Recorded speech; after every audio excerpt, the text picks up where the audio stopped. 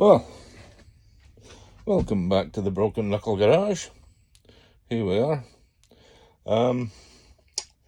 As I promised you, a wee video. It's a wee bit of show and tell. Not a show off and tell. Just a wee bit of show and tell. Things are coming together. I'm very happy with it. A wee bit proud, maybe. You know, why not? That's allowed. Anyway, there's a few bits and pieces I picked up recently. Wee bargains on eBay. Things that just, I don't know, just brought things together. So I've been quite happy. Other than the fact the weather's been so bloody awful, it's been, knocks your spirit a wee bit. So I've been trying to get myself back in the way of getting out in the shed and doing stuff. So tonight's a night. It's cooled down a wee bit. I was feeling the heat all through the day, and I've not been feeling too great just recently. I don't know. I think it's time for the Roto-Rooter to clean out the old heart again and get going. But so I'll start showing you a few bits and pieces that have come in, and things that I put together. And as I say, it's pulling the wee shop together quite nicely, and I really enjoy getting out of here. So I'm going to turn this around now so you don't have to look at my ugly mug. With a recent eBay purchase was this little motor, along with all these parts. Now, whoever had this motor must have decided they're going to retrofit it, because that's all the parts to fit this motor. And the only thing that seems to be missing is a glow plug for the top of the cylinder, which I shall try and figure out what kind of glow plug I need. And this is obviously a glow plug engine due to the size of the hole in the top of the cylinder, because this would be a really big diesel engine. And as you can see, this one has a name of the wee fucking man. As you can see in the top of this one, light's not too great, but you can see the size of the hole that's in there. So that's for a glow plug to pop through here. And the top of the piston is shaped to vent the gasoline up one side and the exhaust out the other. I don't know if I kind of do this with a phone in one hand, but let's see if you can see it. No. Okay, there you can see the ridge on the top of the piston. This side is intake, the outside is exhaust. That's the exhaust there. So the gas deflects off that piece of the piston and mixes with air in the cylinder. It comes up for the compression stroke, and bang, pow, off she goes again. So little two-stroke setup. As I say, like, I'm going to try and take some measurements off this if I can dismantle it and figure out all the sizes and probably double them up, make it easier to make. It also gives me the timing. It's too dark in here at the moment to show you, but down inside there you can actually see how the shaft is set for the timing. Very simple, very basic, but very clever. Very, very clever. But I'd say they've got all the parts here to put it together and make it work. New needle valve here for the fuel feed. Gaskets. It even has a new cylinder head, which I'm sort of fascinated by. I don't know why they thought they needed a new cylinder head. This one seems okay, but well, this one looks fine to me. It was all gummed up with castor oil, because they run on a mix of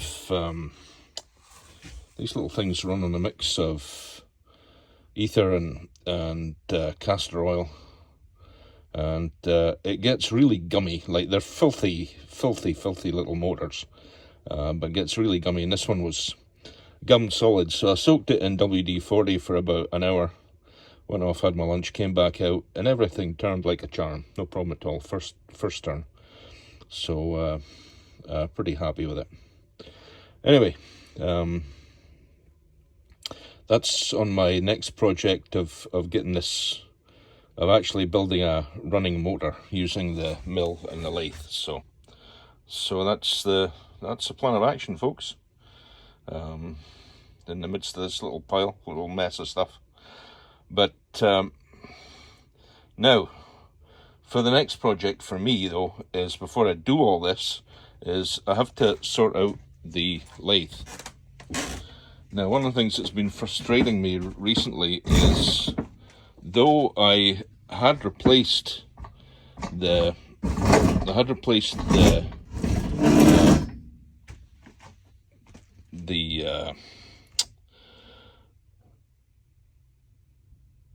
oh, fuck, brain work, you bastard. I had replaced the cross slide or cross screw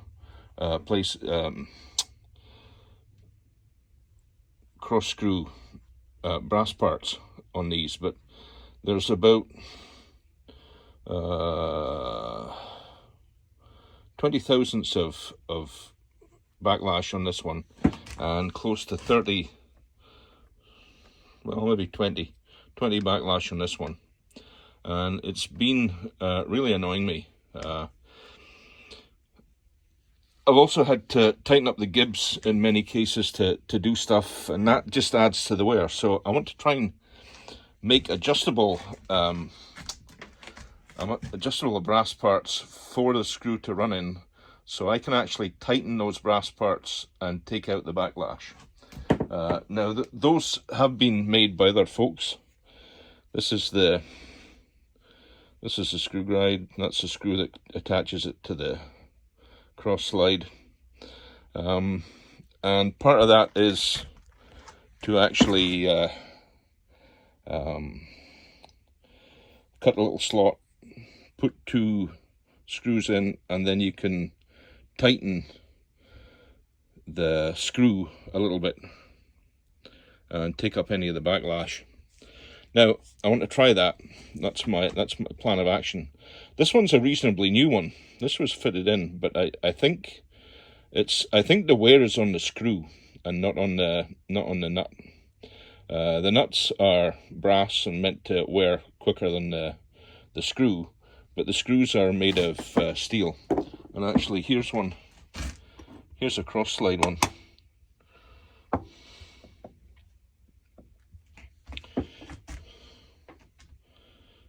Here's a cross slide one. The compound screw, and this is from an old one that I bought on eBay here. The only issue with this, and I quite like this when it's in good condition. It's not been too badly beat up. It's in better condition than the one that I've got. But focus, come on, you bugger, focus. But it's a lot thinner, so when I've got my quick change tool holder on, it doesn't come to the same height, so it would mean every time I put it on I'd have to adjust my tools, which isn't the best thing. I don't really want to have to do that. Okay, and this is the compound slide nut here, and so I'm going to take a copy of this one. And as I say, with the Acme thread parts that I've got, I'll drill this out, and we'll see if I can film some of that along the way.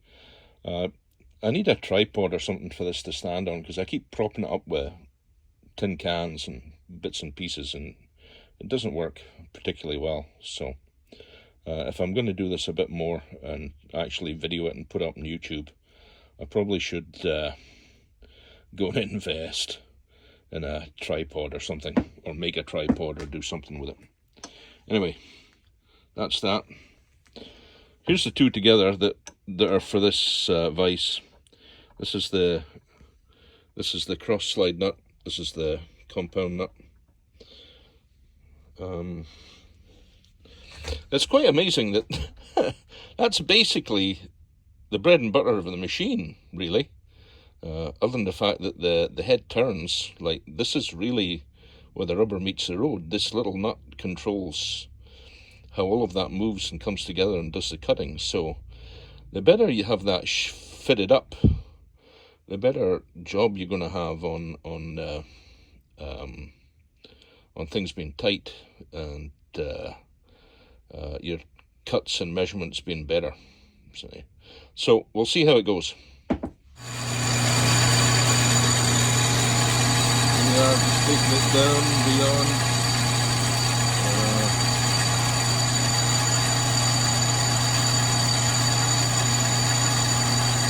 171,000. One of the things I've learned is with the amount of backlash, you really have to sneak up in these dimensions.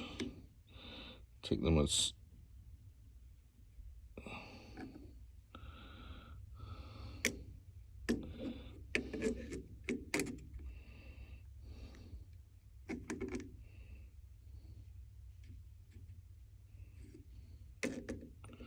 that's more like it. I'm trying to get down to 6235, so we're 100 thousandths off. I'm just going to sneak down there. Now, did I say 100 thousandths? There we go, that was a brain fart. That was actually 10 thousandths. What the hell's going on here?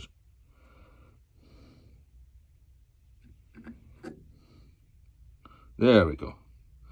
Ooh, getting close. You're really going to have to sneak up on this one. Okay. That isn't too bad, too shabby.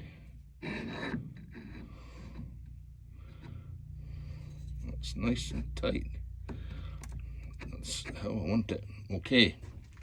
Now, we just got to find a center on this, and just got to find a center on this and drill a hole and tap it. Okay, here we go. Okay, here we go. Drilled out to 275 thousandths, which I think is okay for the 3/8 by 10 Acme thread. It's maybe going to be a wee bit tight, but I'd rather it was a wee bit tight than too slack, because as I say, I'm trying to eat up all that slop in the whole thing. So now to set the thing up, going to set up my rig to drill. I'm going to drill the tap or cut the tap on here with my setup, and I'll come back to that in a minute. Now here we have the setup. As you can see, I'm going to come so far down at some point, and my clamp is going to get in the way. So I'm hoping by that time I'll have enough of a thread set as I can take it down into the vise, clamp it in the vise, and keep everything nice and flush. Hopefully, that's the plan.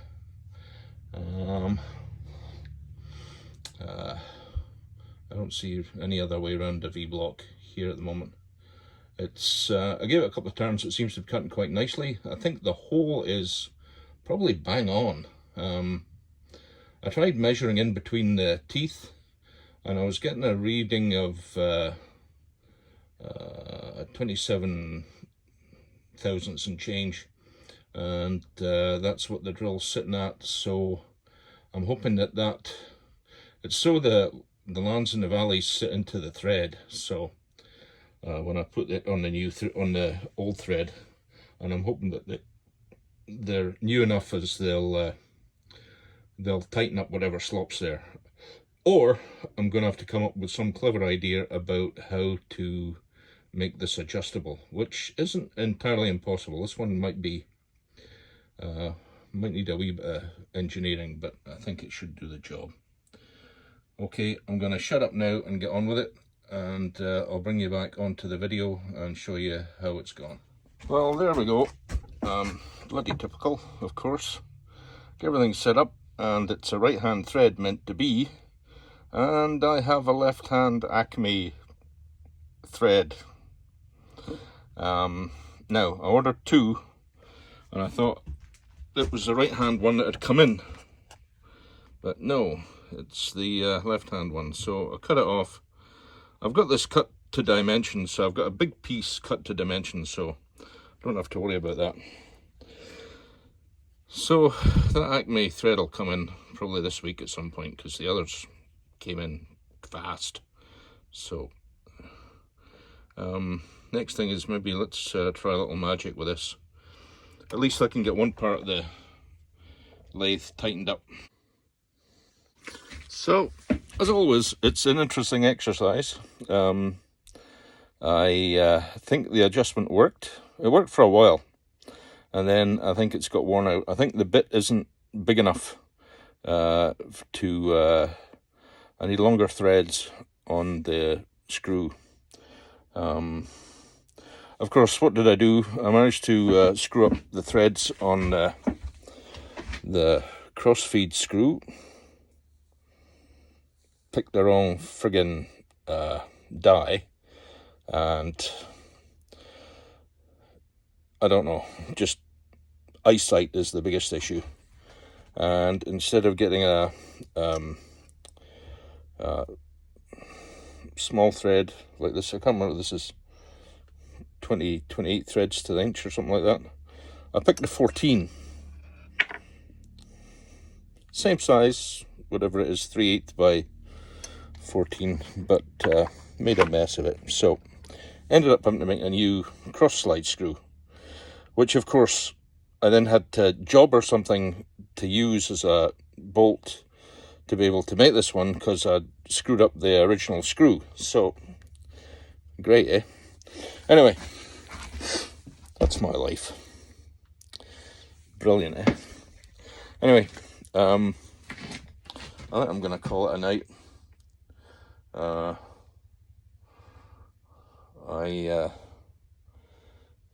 I don't know, you never know. Problem is, I think I'm going to call it a night, and then I'll switch off this video and then I'll go and do something else. Okay, I think that's a night. Okay. It just suddenly dawned on me that I didn't actually show you the adjustable cloth side screw that I made.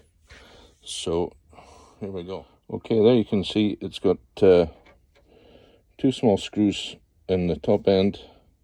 It's got a slit cut, so as you tighten those screws, it pulls in on the slit. Now the problem is that you can see there, can you? It broke through on the sides of the threads, so the threads don't go all the way down, but they do a little bit. Hence, that's why I screwed up that screw. So I'm going to put the old one back on the lathe at the moment, and I'm going to address this tomorrow, because I've got a big nice piece of bronze that I'm going to make a much longer, larger cross slide nut out of, and I can put more adjustment in, and I could even probably put one either end, so that we could make it really neat. Anyway, that's the plan of action. So that's what it looks like. So this is what we reproduced tonight. It was a good little experiment. It worked, and as I say, like, I'm quite pleased now that I can probably pull this off myself. I got to work harder at figuring out the measurements better. I tend to, I don't know, kind of freehand it, and that's when I cock things up. But you know, I should be learning by now. I'm friggin' 63, but yeah, well, as they say, you can't teach an old dog new tricks. Well, that's it for the night. Thanks very much for watching. Bye.